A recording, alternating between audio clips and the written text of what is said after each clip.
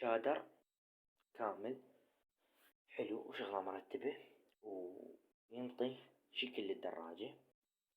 كيفكم انتو بعد تقدرون تستخدموه بس بالمطر. البيلونين الرصاصي هو هذا، مكتوب عليه معرض الأخوين. سعره 10، أقل 10، فوق 10 غير المحل لا تشتري منه. المهم خيعطيكم شلون تركبه.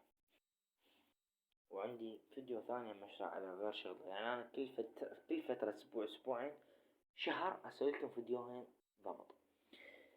هنا أكو لزقة تمدها تلزقه وهاي عسل لصق وينفتح محفظة، وبيه خاصية محفظة تصير محفظة بيدك. المحفظة هاي وين توصل؟ من تفتحه يوصل لهنا سبان، هاي هو يعني مخصص لي شغلات سباين وهاي الشغلات، فيوصل منا لهنا.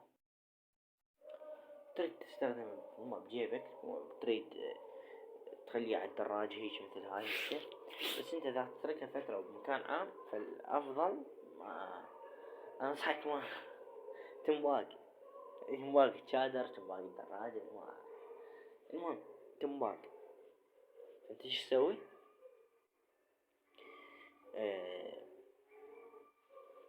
ضمه احسن، يعني هو هنا تقدر تخيل بعد حبال هنا اكو حبلين انا رابطهم اللي قدام لان مثبته ما اريد يتحرك، والدراجة اذا تطبق بجراج غير هالشي ما توقف.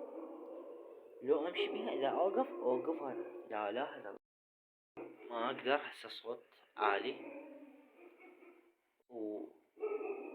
وتذكرت طبعا الله يرحم شهداء سوريا وتركيا، واذا اكو شهداء من الوسط فالله يرحمهم وان شاء الله مثواهم الجنة. تحياتي شباب ومع السلامة. عندي شرع على فيديو ثاني بس جوه هسه ما اقدر. تحياتي.